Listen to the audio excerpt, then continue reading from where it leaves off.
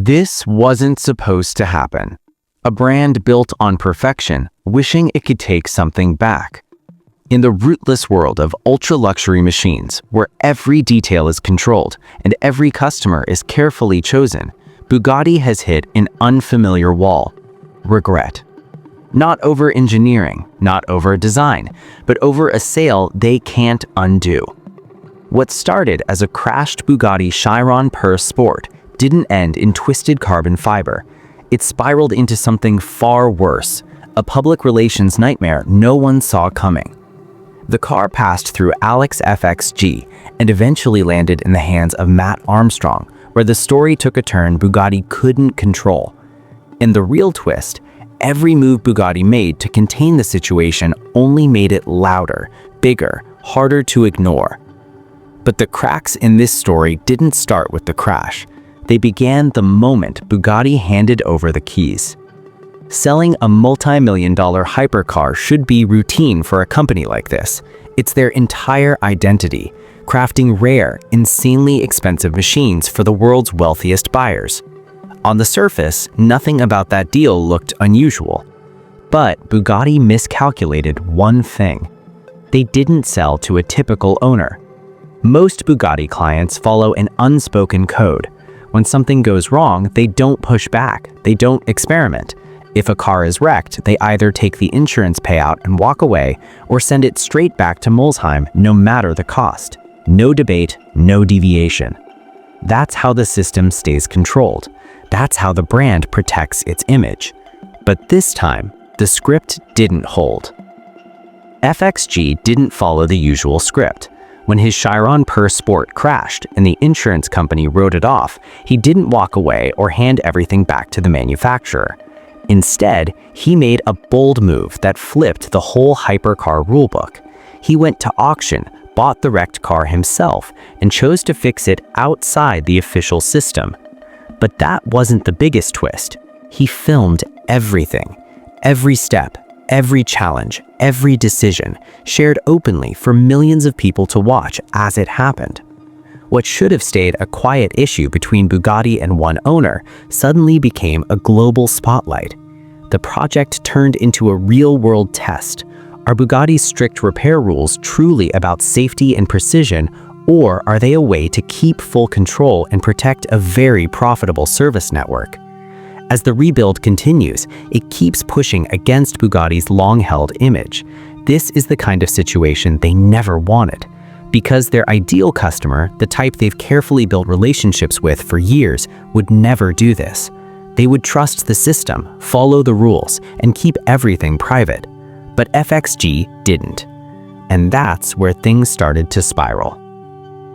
Bugatti's next big misstep came when the insurance company declared the car a total loss. The wreck was sent to a public auction at Copart, giving Bugatti a crucial chance to step in and stop the situation before it grew bigger. They could have quietly bought the car back. Other hypercar brands have done exactly that. Koenigsegg, led by Christian von Koenigsegg, is known for this approach. When one of their cars crashes, they often step in, buy it, and take control. That way, no unexpected rebuilds happen in unknown garages, and their brand image stays intact. Once they own it again, the story ends. The car is either stripped for parts or rebuilt under factory control, quietly and out of public view. Bugatti chose not to do that. They let the damaged Chiron Pur Sport go to auction where anyone with enough money could take it home. And that single decision opened the door for everything that followed. If Bugatti had spent around $2 million to buy that car back early on, this whole situation might never have taken off.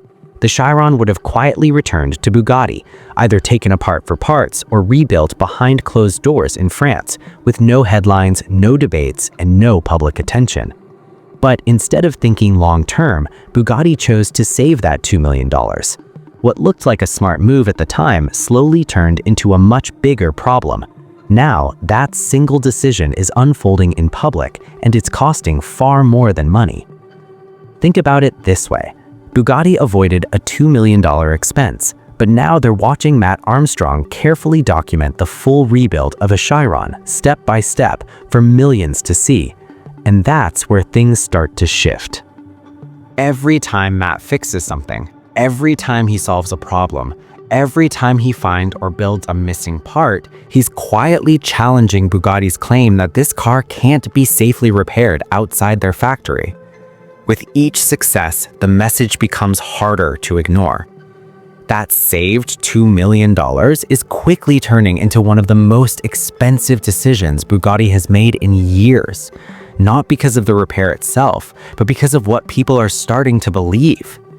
The real cost isn't just financial, it's reputation. The situation is planting doubt in the minds of current and future owners. People are beginning to ask a simple question. Are Bugatti's strict service rules truly about safety, or are they about control?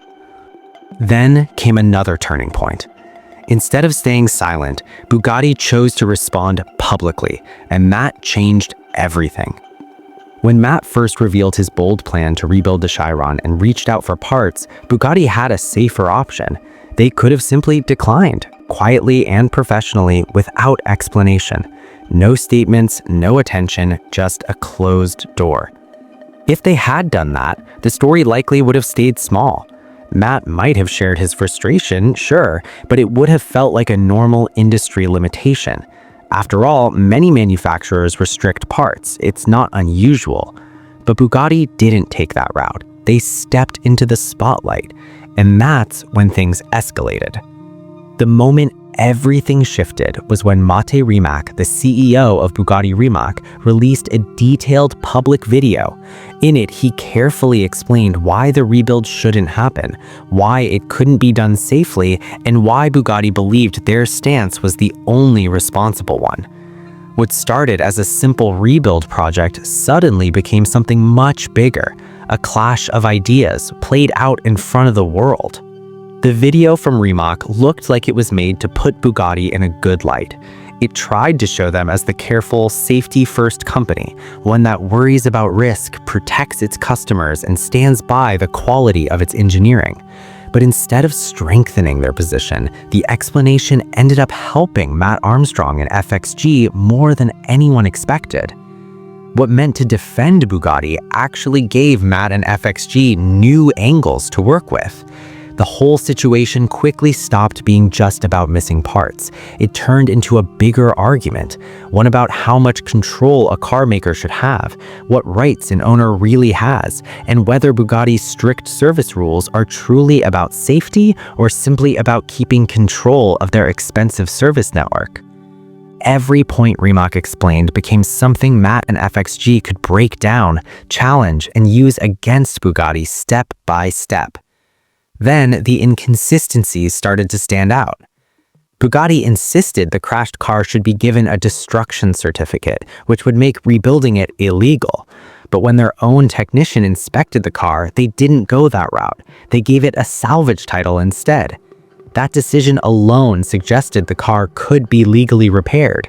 If it was truly beyond saving, why didn't their own expert declare it a total loss? Another claim raised even more questions. Bugatti argued that key parts like airbags are specially tuned for the Chiron and can't be replaced with anything else. But Matt showed that those same airbag modules carry identical part numbers to ones used in a much more common Audi A3. That discovery made it seem like the unique calibration argument might not be as solid as it sounded. And then there was the issue of basic parts. Bugatti refused to sell simple items like headlights, again pointing to safety concerns. FXG pushed back on that immediately. Headlights don't affect the structure of the car or how it performs in a crash.